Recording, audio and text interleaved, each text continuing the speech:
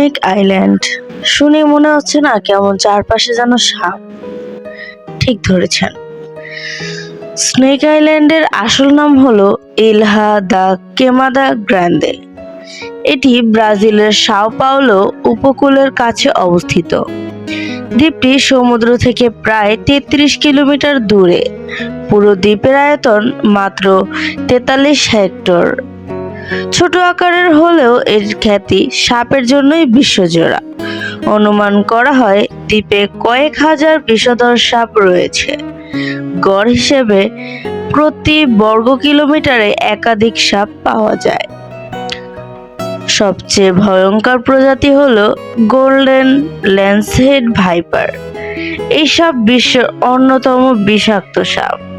এর কামড়ে রক্ত দ্রুত জমাট বেঁধে মৃত্যু হতে পারে। গোল্ডেন ল্যান্সহেড কেবল এই দ্বীপেই পাওয়া যায়। দ্বীপটি তাই জীববৈচিত্র্যের জন্য বিশেষ গুরুত্বপূর্ণ। দ্বীপে সাধারণত মানুষ প্রবেশ করতে পারে না। ব্রাজিল সরকার দ্বীপে প্রবেশ নিষিদ্ধ করেছে। কেবল গবেষক ও নৌবাহিনী বিশেষ করে অনুমতি দিয়ে যেতে পারে। দ্বীপে একটি পুরনো বাতিঘর রয়েছে। বলা হয় অতীতে বাতিঘর রক্ষকের পরিবার এখানে বসবাস করত, কিন্তু সাপের আক্রমণে তারা মারা যায় বলে লোককথা প্রচলিত। এরপর থেকে বাতিঘরটি স্বয়ংক্রিয়ভাবে চালানো হয়। স্নেক আইল্যান্ডকে বিশ্বের সবচেয়ে ভয়ঙ্কর দ্বীপ বলা হয়। অনেক নাবিক একে এড়িয়ে চলে। দ্বীপটি যেন এক প্রাকৃতিক নিষিদ্ধ অঞ্চল। সাপেরা দ্বীপে এক সময় আটকা পড়েছিল। সমুদ্র পৃষ্ঠের পরিবর্তনের কারণে তারা আলাদা হয়ে যায়। দীর্ঘকাল বিচ্ছিন্ন থাকার ফলে বিশেষ প্রজাতি তৈরি হয়েছে। দ্বীপে তাজা পানি নেই, ফলে বন্যপ্রাণী সীমিত।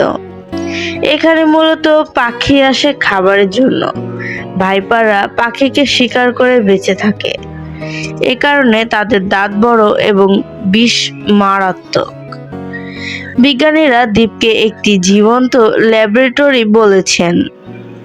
এখানে সংরক্ষণ কাজ অত্যন্ত জরুরি, কারণ গোল্ডেন ল্যান্সহেড বিলুপ্তির ঝুঁকিতে রয়েছে।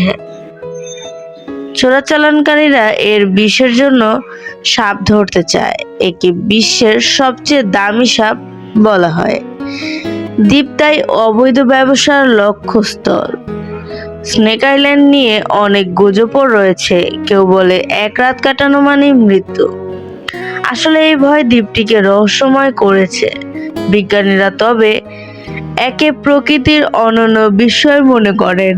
তাই স্নেক আইল্যান্ড একই সাথে ভয়ঙ্কর ও মূল্যবান একটি দ্বীপ।